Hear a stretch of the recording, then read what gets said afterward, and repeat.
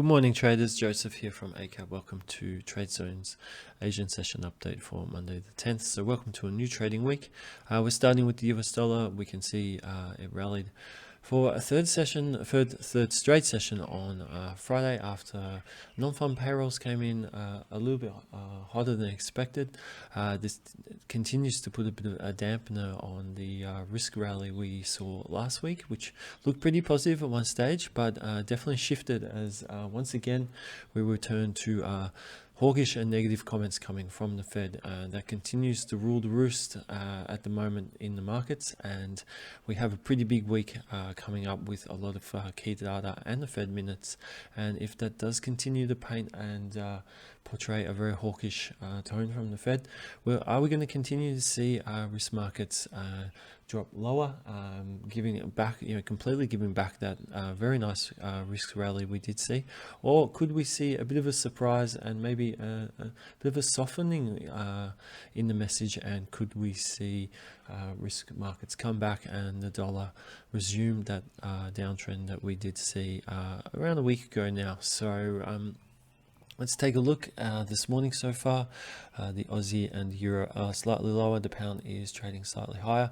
Gold is higher at this stage, and we'll get to oil in a moment. So the Australian market is down over 1% after very weak US leads, and that came after Friday's session with the Dow dropping 2.11%.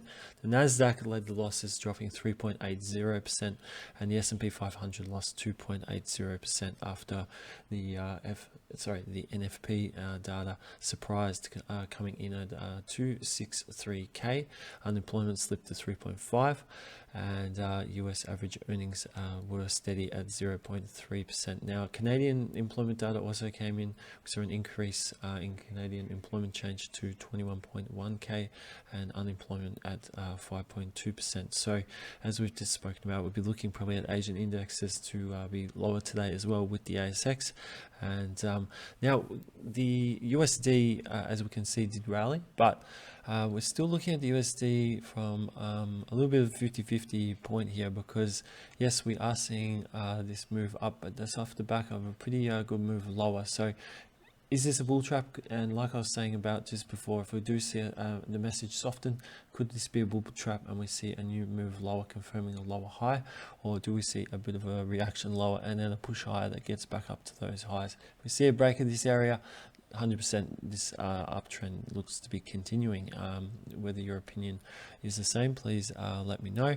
But yeah, we do think if we have a reaction, another move higher, breaking above this area, that uptrend is still continuing to run its course. Now, with the same the euro and the pound, we'll touch on quickly. We can see that both these markets fell around that 50% point. So if we did see a reversal, that would be a good sign. The Aussie is definitely the weakest at the moment. We did see a break below the September low. We had this pretty ugly consolidation. We finally saw a move lower into new lows.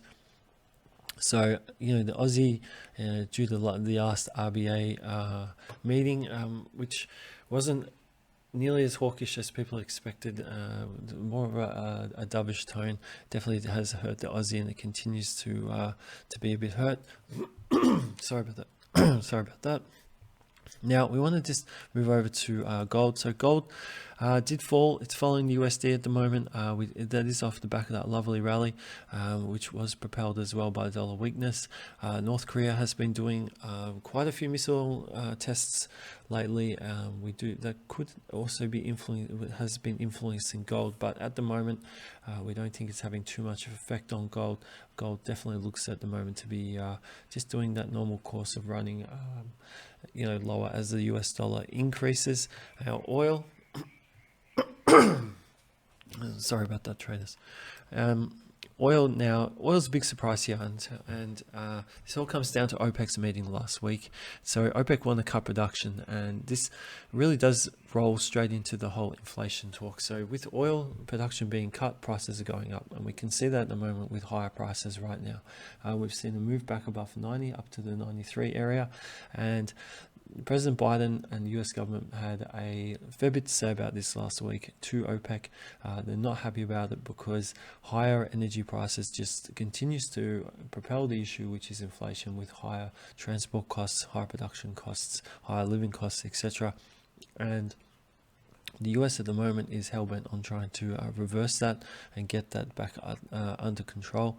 Is oil the key factor driving inflation? Obviously not, but it definitely is a part of it. And will OPEC find some common ground? That will be quite interesting to see if that does come about.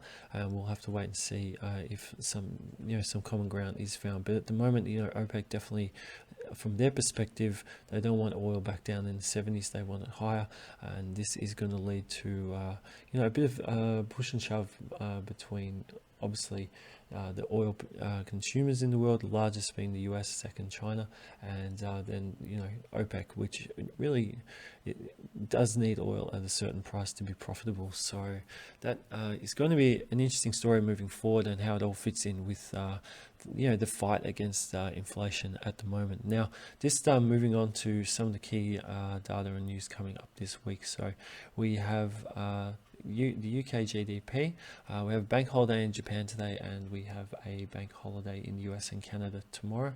Now, some of the key data. So we have US PPI, we have the Fed minutes, US CPI, and US retail sales. So it doesn't really get much bigger than, well, it could be bigger, but it doesn't get much bigger than that in terms of inflation, where things are sitting at, and what's the Fed stance right now. So with the minutes, we did see a surprise in the previous minutes, which really did rock the markets now. So I'm not saying it's going to be more dovish this week, but the real question is do we continue to see the current tone, and will that continue to really hurt risk markets, or do we see a slight shift in that tone, which does maybe help risk markets a bit? And it's the same with the CPI and retail sales. If they're too hot, that's not going to be a good thing.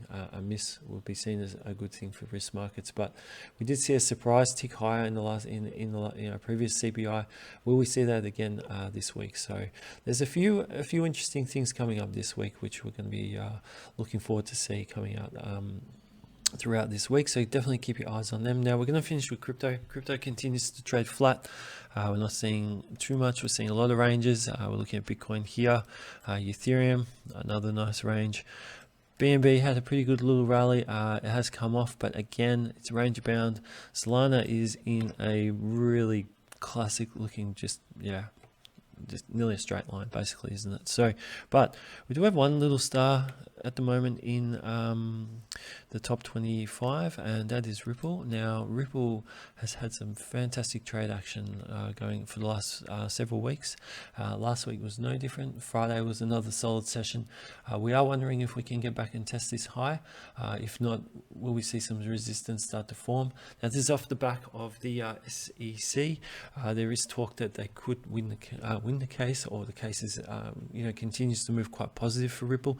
So keep an eye on that one, and this could be buy the rumor, sell the fact. So I'm not exactly sure when the case end date is, but definitely if you are trading Ripple or you are watching the crypto market, keep an eye on that one, because if something didn't work out, we could see a fast move back down lower. But if things continue to do work out, we could see more upside. But again, always remember that old saying of buy the rumor, sell the fact. So if things did come out in their favor, it was a bit overbought, we could even see some weakness coming from that as well. So that's it for today's update. Thank you very much for tuning in and for your time this morning.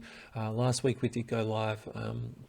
Sorry about the sound quality. There were some issues there, and we're trying to rectify that as well. Now, during the week, midweek, we do have guest analysts coming in to do webinars and presentations, and definitely tune in for those. They're fantastic as well. And as usual, stay up to date with our latest reports and insights through social via YouTube, Twitter, and Facebook. And we wish you a fantastic trading week. Hope you have a great Monday. And until our next update, good trading and bye for now.